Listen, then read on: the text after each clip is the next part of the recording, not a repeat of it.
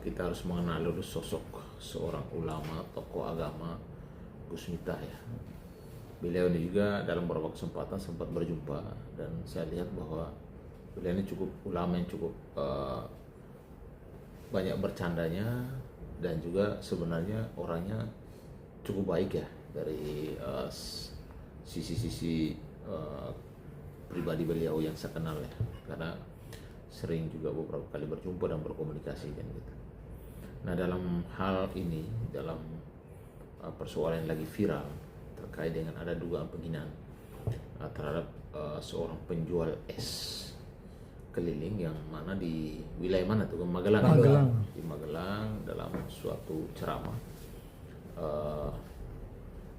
Saudara Gus Miftah sebagai tokoh agama, beliau juga mungkin ya kalau menurut saya khilaf lah, mungkin bercandanya itu kebablasan ya, kelakarnya itu kebablasan, atau dalam hal ini adalah kalau kami biasa bahasa itu keseleo lidah atau khilaf. Itu bisa terjadi kepada siapapun, baik itu tokoh agama, tokoh masyarakat, tokoh politik, bahkan pejabat negara. Itulah mungkin hatinya tidak ada niat untuk menghina, tapi itu berupa mungkin candaan yang kebablasan itu loh, yang akhirnya viral di media sosial dan ketokohan beliau akhirnya dipertanyakan itu di media sosial. Bahkan ada kata-kata yang kurang pantas dari netizen yang menyerang secara privat kepada Pak Gus Miftah. Tetapi saya melihat masalah ini adalah dari sisi yang lainnya, bahwa ada persoalan yang terjadi sekarang viral, itu ada hikmahnya juga buat si tukang es ini, yang mana kemungkinan kalau saya sih menduga bahwa dengan ucapannya Gus Miftah mungkin derajat daripada tukang es ini diangkat oleh Tuhan. Contoh dari kasus ini banyak sekali akhirnya orang tahu beliau tinggal di mana, didatangi oleh para pejabat, bahkan dari public figure, dari netizen, dari pemain media sosial dan lain sebagainya. Dan di situ juga ada yang memberikan bantuan secara langsung, ada yang menjanjikan umroh dan lain sebagainya. Jadi Tuhan tuh mengangkat derajat seseorang itu kadang tidak disadari lewat ucapan seorang daripada Gus Miftah, itu bisa merubah derajat si tukang es dalam seketika gitu. Jadi ada hikmah dari persoalan ini. Tetapi bahwa di publik sudah sangat viral dan saya cukup merespon dengan langkah positif, responsifnya daripada Gus Miftah yang langsung meminta maaf kepada masyarakat dan juga kepada si bapak yang tukang jual es keliling tersebut. Bahkan Gus Miftah datang langsung ke rumahnya untuk meminta maaf.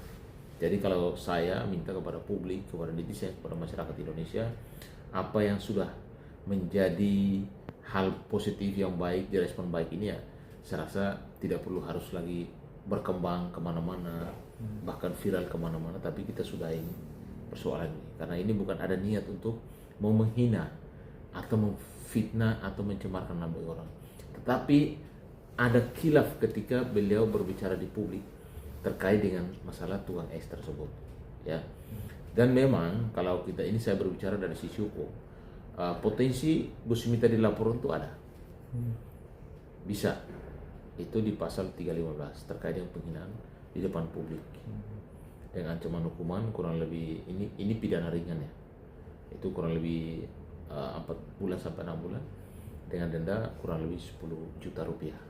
Tetapi bukan masalah itu, ini masalah sosial, ini masalah publik yang harus kita bawa. Oleh karena itu saya menghimbau kepada seluruh pejabat, tokoh masyarakat, tokoh agama, dan juga tokoh publik, bahkan influencer, netizen, marilah kita menjaga lisan. Coba kita harus melihat bahwa ketika kita bicara publik itu harus ada kehati-hatian. Mungkin niatnya hanya kelakar atau bercanda, tapi akhirnya sampai masalahnya jadi viral, akhirnya sampai saat ini menjadi perhatian publik dan juga perhatian pemerintah itu. Bang, status dari seorang Gus Miftah itu kan staf khusus utusan presiden, Bang ya.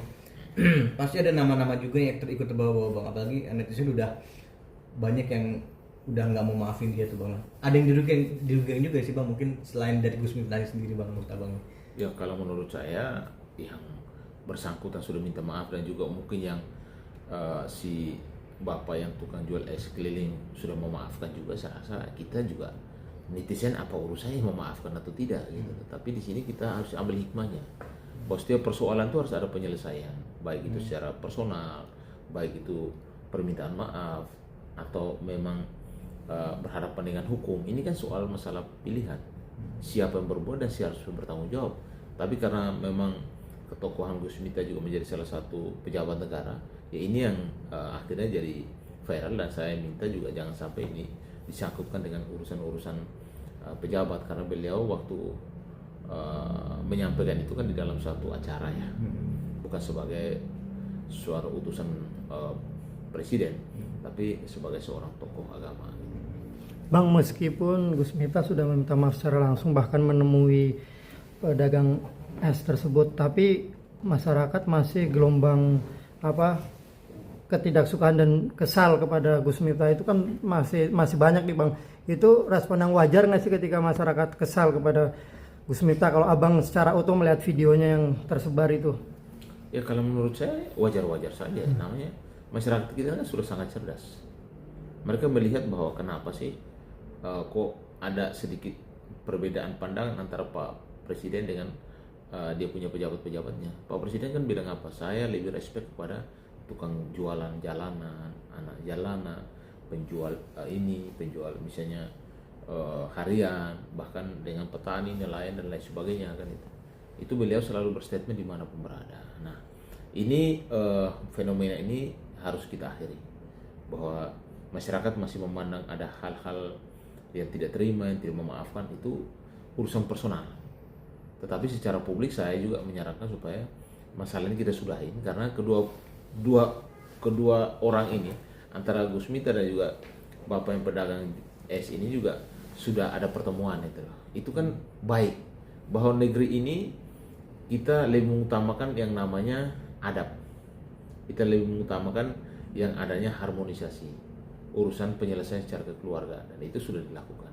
Toh ada publik yang merasa masih belum terima, itu urusan privat dia gitu loh. Jadi yang penting kan, yang masalah ini kan objeknya kan si bapak yang tukang jual keliling es, ya kan? Toh kalau publik punya pandangan berbeda dan tidak mau menerima, kita juga tidak memaksakan untuk dia menerima. Tetapi secara hukum, bahwa ketika si tukang es ini memaafkan dan mereka menyelesaikan secara kekeluargaan, tidak bisa lagi, karena ini delik aduan. Ini bisa dilaporkan atau tidak dilaporkan terkait dari pihak si bapak yang jual keliling es tersebut.